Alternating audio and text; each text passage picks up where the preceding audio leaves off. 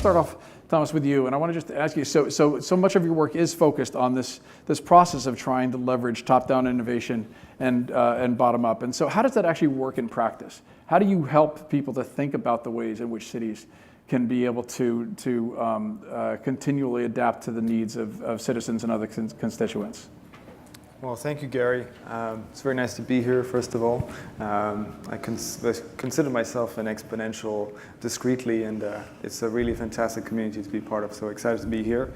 And in terms of how this works, in my opinion, really it's, I think what we're seeing is the hatching of a new opportunity scenario for citizens in general. So what used to be the relationship of a citizen to the city was you're basically a passive observer. You might have an opinion occasionally, you might vote for something, but it's very limited. And with the internet, with collaboration tools and new design processes that are coming out that are more collaborative in essence, and overall what one could call the open source society, this is really quite phenomenal. So there are some examples of that, of course. What I've been focusing on is, let's say, two parts of the spectrum. The first one is how you get these tools to citizens and help them reshape their neighborhoods. And I wrote a book called Recoded City, which effectively is sort of a global analysis or catalog of these different ways that citizens have been engaged in design processes to help upgrade their neighborhoods. And on the other side, it's more looking at how the maker community and in general technology can accelerate or exponentialize communities. So I set up the first Fab Lab in London, and I'm now one of the founding members of the Fab City initiative with the MIT Bits and Atom Center. And that's sort of a different take, which echoes really what Peter and Dale are doing with maker cities. I think it's really a non-compete environment when you talk about open source communities. It's just trying to get more of it out there and faster to citizens themselves. So in terms of concrete examples, I founded a nonprofit design organization called Clear Village about 10 years ago, moving away from being a zero carbon city planner and architect. And I decided that I had only two options in that framework, let's say in the top-down world, which was to either be an utter megalomaniac or to let's say, disappoint by having to consistently try to develop a relationship with corporates' solutions to a technocratic and bureaucratic way of looking at sustainability. So I engaged with setting up an organization which helps fast-track communities by taking neglected spaces and upgrading them, seeing how those places can be new urban commons that they perhaps co-engineer. So there are some examples of that. I've taken on gardens, I've taken on neglected spaces in very difficult social housing neighborhoods to design out crime in the UK in particular. But also in this book, I have 43 cases that we're documenting that are different scales. And I'll just mention three very briefly. The first one I would say is Home for All, after the Sendai accidents in Japan, where Toyo Ito was responsible for the task force to see how they could help move Japan forward after the tragic accidents. And really it was about finding ways to help communities redesign a center for each other. And so these are kind of places either for kids or they're places for the elderly. And they're environments that have been completely co-created with architects, but also by the local community to serve itself, to restore its self of pride and direction. Another example that everybody in this room probably knows is the High Line in New York, where obviously the Friends of the High Line were the main actors in the beginning to try and bring locals together and see how they could convert a disused infrastructure for transport into a public park.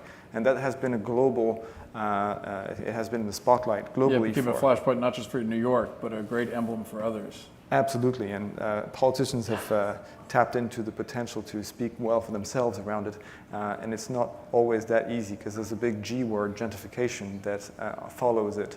But overall, the process was interesting, and it's becoming more common now to transform infrastructures that way. And just briefly, what's the third one? And the third one, very briefly, is this WikiHouse concept, which is a British non-profit startup which focuses on using digital fabrication tools and open source to create a new home economics model. And so this would be a top-down, bottom-up approach on how to rethink urban development. And I think these are just cases, and I invite you to look at the book if you want, and we can take it later as well. But I think these are emblematic of a transition towards smart citizenship versus smart cities. Right. Yeah, that's brilliant. Well, thanks for the setup for Dale. So for the two people in the audience who probably were in the Mars simulation in Hawaii and don't know what the maker movement is, could you just tell them a little bit about just briefly what a maker is, and then talk about that sort of bottom-up innovation, how you think about that and its opportunity to help transform cities? Yeah. Well, I really don't like to define maker except as sort of this umbrella term that we kind of know. We've always had makers. People make things, build things, craft things, and some of them are artisans and do things in traditional ways, and others are using new tools.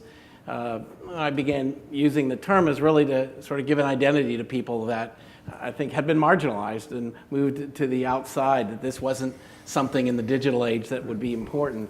But when I started to make magazine, I had the idea that we'd almost go back to tinkering because we wanted to hack the physical world the way we're hacking software, that we wanted to change things, just as you see with physical cars, which are really just robots, and other things.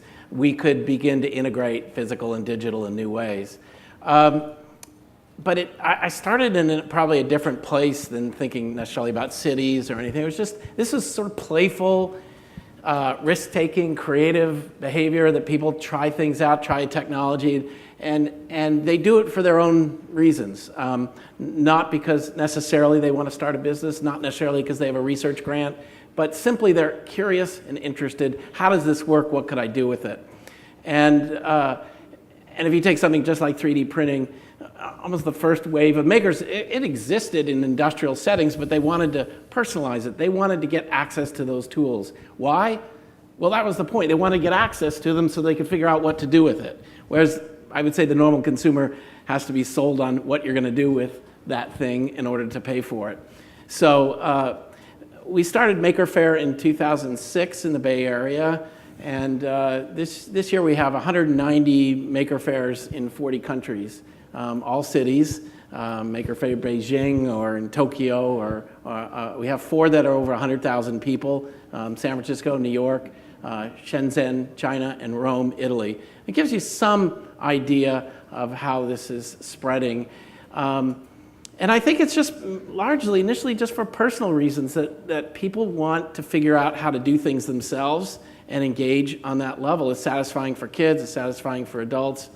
And as Thomas said, I think this sort of the technology is there, but it's really the opportunity to collaborate. And so out of, as well as maker fairs, we see maker spaces, physical workshops, but instead of your own workshop, it's a collaborative space. Fab labs, maker spaces, hacker spaces, whatever you want to call them.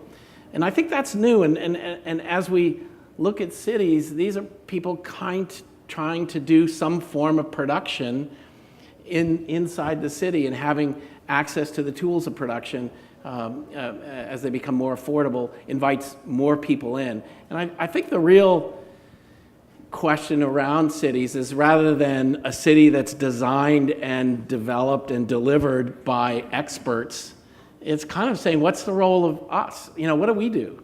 And cities seem to be a place where we can do our own thing and have impact working with other people, much more so than, say, at a federal level. So I think there's a can-do attitude that comes from the maker movement that says, I can make something. And even if you look at cities like Cairo, where we just had our second Maker Faire in March there, where the political and economic climate is terrible, the Fab Lab Egypt is a place where young people are going, learn to start a business, learn to develop new things with these tools. And it's a sign of hope in a culture that doesn't have a lot of it. And I think even in our political climate today, it is something that is almost a counterpoint to what we see in the elections, that where people feel like they can do things and they can learn how to do things, and they're optimistic and kind of generous as a culture together. I think that's what the movement is really about, not just, fabrication technologies. Right. No, that's great. So Peter, I know you and Dale co-authored a book on Maker, but I'm going to put you more in the role. You've done a lot to try to catalyze a lot of the various constituents in the Bay Area get focused on innovation in cities.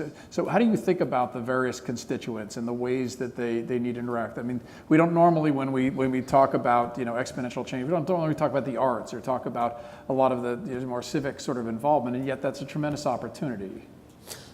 When you ask people to get involved in co-creating the city, they respond to this invitation.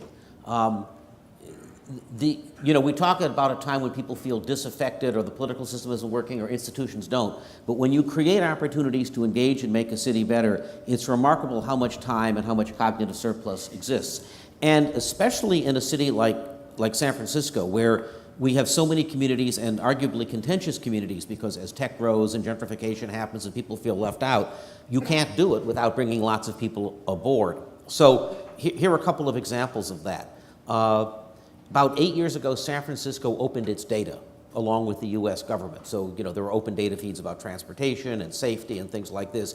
And that was a remarkable invitation. It kind of drew in people from the tech industry and storytellers and artists when it was seen that the crime of prostitution was going on once a month from north to south in San Pablo Avenue in Oakland.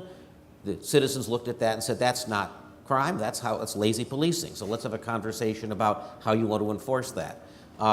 When you look at when citizens here were interested in improving transportation, we partnered up with Zurich and Geneva, got their bus data, and then created a challenge where we kind of had artists run races and do challenges with the buses in the cities, and we had the transportation planners of each. And you can imagine when you have San Francisco compared to Switzerland, you start learning something about being on time.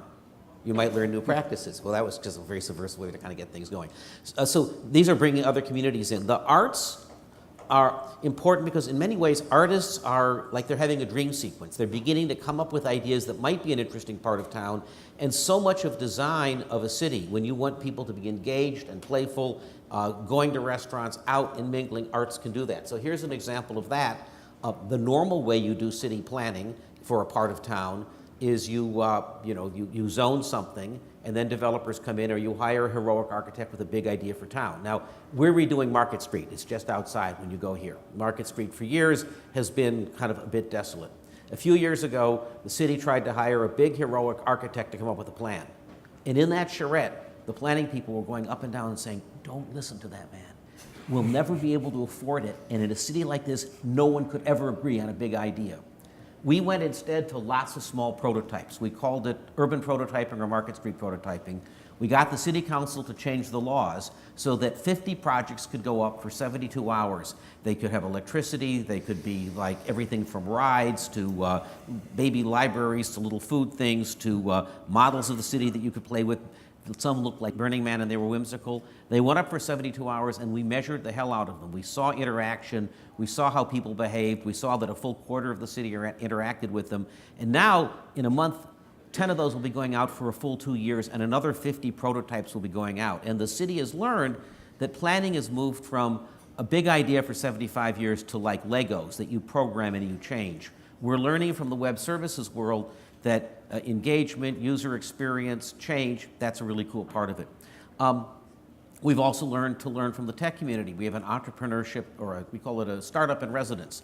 If the city has a challenge or a problem, like the signage in the airport does not work for people who can't see, but there's startups that work on those kinds of navigation problems, we embed them in, and we change purchasing. So one thing about smart cities, or any of this stuff, is as excited as we are, there are enormous mechanisms of inertia, like purchasing, which have been put in for anti-corruption purposes, but it's pain if you're a startup and you're an innovator to get your Singularity University idea deployed in our city. So what we do is we say, if you're accepted in this program, your purchasing's already figured out, you're part of it. So these are a number of mechanisms that have begun to be figured out that engage broader constituencies. The final point I'll make is that, as many of you know from kind of the Singularity process, it's a mindset. The technology is easy. How do you get a whole bunch of people to think they have the agency to go change the world?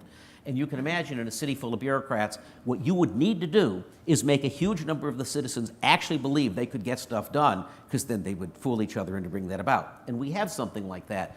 Who here is familiar with the Burning Man Festival that goes up on in? Okay, Then why aren't you there? Yeah, right, yeah. so when 70,000 people, many from the Bay Area, go up to a place where the city only exists if they make it, and they get to try the thing out, and they have all of these skills, and they come back home, they believe this is their canvas. So the Bay Lights, which is a great sculpture, an experiment, everybody thought it was ridiculous, but we just hoodwinked it in. It's just an experiment. Market Street prototyping, we keep saying it's just an experiment. We're going to learn it. It's not up too long. Don't worry too much. And then people fall in love with it. It's a way of bringing about change. So those are some of the communities that we work with. So I want to give Peter a lot of credit for actually even mentioning transportation. He was in a horrendous car accident yesterday, hit by an Uber driver, and his car looks kind of like the Tesla that Brad was showing. So I'm glad that you escaped Can I just add one thing to that? Yeah, just briefly. Just briefly.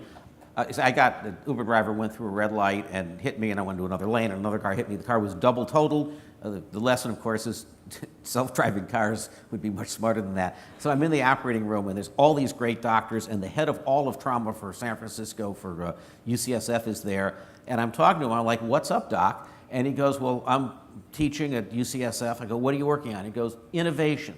This is a city, and we know a lot about trauma right here, but how do we diffuse it out? How do we get our academic trauma experts to work with innovators and startups and then get other cities going on?" I go, "Really?" I was actually on my way to an innovation conference. So I'm not going to be working with him with his lab. His whole concept is, here we are, the center of a global flow. We know so much. How can this city share with other cities? And so these flows you talk about, direct connections between cities as centers of expertise, this is what Fab City is all about. Cities build things, share, open source, grow, knowledge grows. These synapses that go between cities are exactly what's needed. Now, what I realized on the operating table yesterday is in San Francisco, you can't get away from this stuff. Yeah. You get hit by a car, You you're still in need an innovation innovator. meeting. Yeah, Right. yeah, you can't escape it. So I'm going to throw out the questions to the audience in just a second, but Mr. Templeton, since we're talking about transportation, so you get one lens at looking at a city is its roads and other. We've built our grids around roads.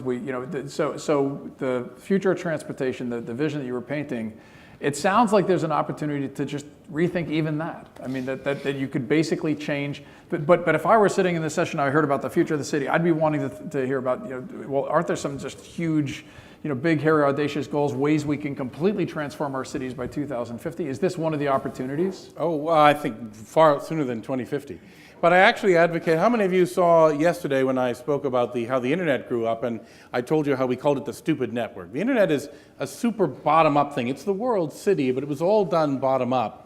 And I'm a big fan of that approach, and I think this panel's atypical, because many of the smart city movements out there are very top-down. So I have been writing about what I call the stupid city and the virtue of that.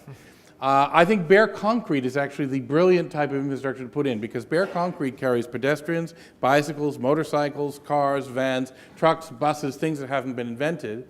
And all the other things people build, like rail, they carry trains, and trains.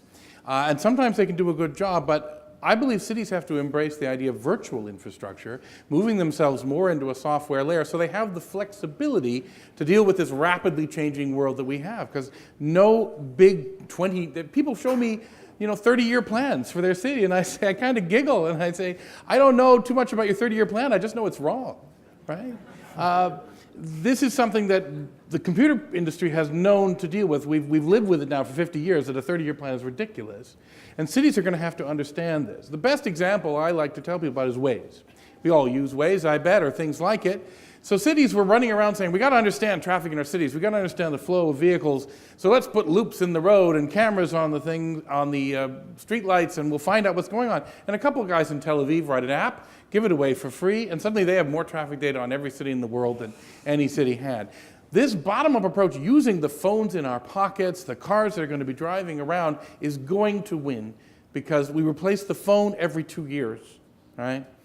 And the software in it was written last week. And infrastructure innovation just cannot compete with that. Even if the phone makes no sense today, in 2 years it will. And this is something cities need to understand, because then they can start changing not just their transportation, but everything about them. So I'm going to throw out the questions in just a second, but just how do you feel about this as an architect, the throwing out the 30-year plan? I mean, don't buildings take a longer, doesn't it happen on a longer landscape? Don't you need something that's going to help you to be able to figure out what you might look like in 30 years? Definitely. I mean, master planning is not dead overnight, but for sure, I think that's the type of master planning process we're going to be involved with that needs to be way more nimble, needs to be citizen informed. I mean, Peter, what you were talking about is effectively what I've been doing for 10 years to try and help different communities and city councils look at how to prototype differently in a more, let's say, active and interactive way. So to answer your question, I think that what we're really going to see, and where perhaps I just want to disagree a little bit with the panel so far, just because we all agree, it seems. So I think that we have to remember that 90% of the city is not built by the top-down process. If you look at the world, it's actually people, etc. Many of them are not architects, many of them are not even builders that are capable of doing what they're doing, so it's dangerous. So we have to upskill everyone in order to build cities and infrastructures that are necessary. So in terms of how we're going to plan for 30 years, I think it has to be exactly like you said, Brad, more along the lines of how we change the software in our phones. And if we have the ability to have smart citizens that are data rich, that are capable of understanding the problems of the city, because right now you have no information about what the city needs. So I will just mention Peter Head's Ecological Sequestration Trust, which uses publicly available satellite data to see how we can bioregionally or contest bioregional zoning so that we can see whether or not the city is using its land correctly. So we will be able to contest what the public officials are doing.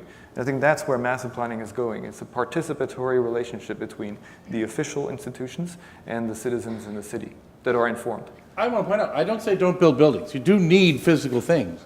But you need to put the value into the software, into the virtual layer, because that's the only thing that can adapt as quickly as possible. So you come up with a plan, but the plan says, let's make some of the decisions 20 years from now, not today, because we don't have the knowledge to make decisions about 2030 today.